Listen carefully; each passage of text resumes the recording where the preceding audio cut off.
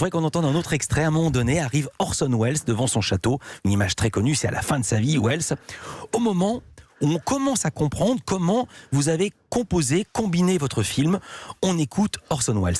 Bonjour, c'est moi Orson Welles. Ceci est ma maison que vous voyez derrière là. Pas mal, non? C'est français. Je me permets d'interrompre ce film parce qu'on se fout un peu de ma gueule. C'est du vol et du plagiat.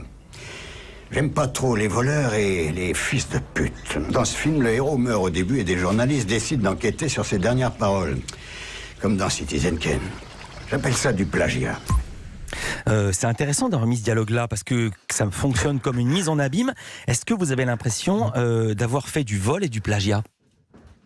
Du vol et du plagiat, non, mais j'ai mis les pieds dans le plagiat, quoi. Voilà, pour le dire autrement. C'est-à-dire, on a repris complètement la structure de Citizen Kane. Ouais.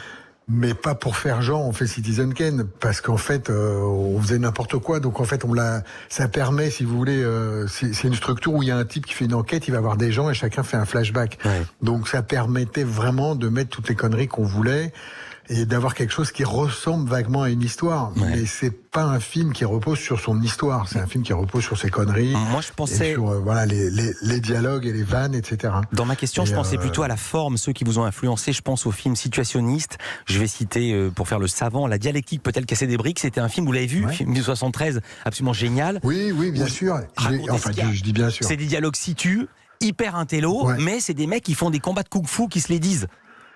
Exactement, ils en ont fait un autre qui s'appelle Les petites culottes en été, avec un film pornographique. Ah, celui-là m'a échappé. Pornographique. En fait, oui, je les ai vus en 85, je crois, ou 86. Enfin, moi, j'étais dans une école d'art, et le Centre Beaubois a fait une grande exposition sur les situationnistes, et il diffusait ces films-là, et c'est vrai que là, j'ai pris un truc, parce que moi, je faisais un peu du détournement, mais d'images, fixes, affiches, tout ça, et dans le cadre de cette école d'art, et là, c'est vrai que j'ai eu une espèce de révélation à ce moment-là.